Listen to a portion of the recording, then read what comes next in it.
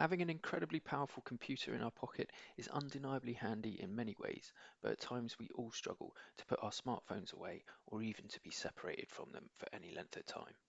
Such is their hold over us that we'll give in to the urge to check them, even in the middle of something really important, like driving a car or crossing the road. Phones have become a huge part of our lives. There are banking, sound systems, wallets, cameras, our access to the internet, and how many of us reach for our phone without even really thinking about it, just because we're a little bit bored or lonely. The average screen time in the UK sits somewhere around 5 hours a day, with the biggest users being in the 16 to 24-year-old bracket. Smartphones have made a lot of things much quicker and more convenient, but smartphone ubiquity is still in its infancy, and we don't know for certain the impact of excessive use on our well-being. But you don't need to be a genius to know that passively scrolling through social media while comparing your life unfavorably to other people's is probably not a recipe for contentment. So how do we balance our usage and keep all the benefits of smartphones without negatively affecting our physical and mental health? We'll start simple. Try muting notifications. Start curating who gets to invade your space. Do you really want to be poked in the brain by all those social media platforms every 5 minutes? Get a grip on those interruptions. Unfollow annoying people, whatever the platform. If they make you feel bad about yourself or about the world in general, don't give them the time of day. Disable read receipts on WhatsApp to reduce the pressure to reply. And delete the Facebook app. Neutralize your news feed. On Instagram, use the settings in the app to hide the like counts.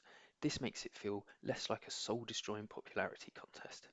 And if you've ever sat down to look at TikTok for 5 minutes and then snap back to consciousness 3 hours later with no recollection of what you're actually scrolling through, try setting a screen time limit through its own in-app well-being controls.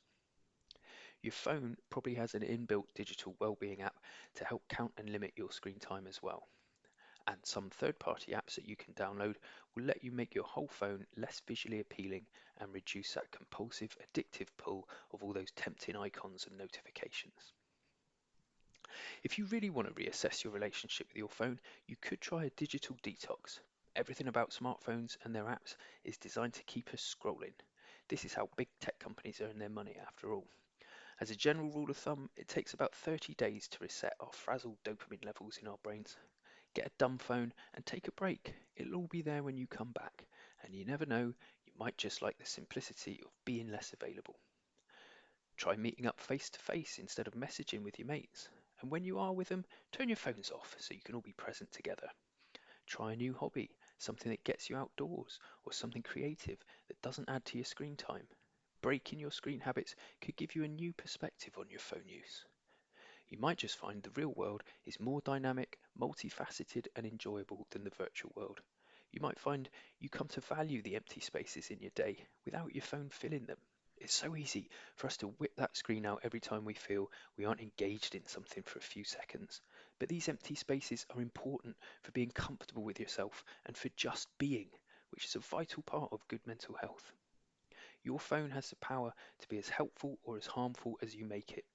Just remember that keeping us addicted to clicking, scrolling, and watching means big money for the tech companies, and they invest a lot of resources into making sure that we stay hooked. So be mindful of your phone use and don't be afraid to switch off. Further reading on this topic and the sources used in this video can be found here. And if you'd like to get in touch with us in student services to discuss anything at all to do with wellbeing, just message us at studentservices@fxplus.ac.uk.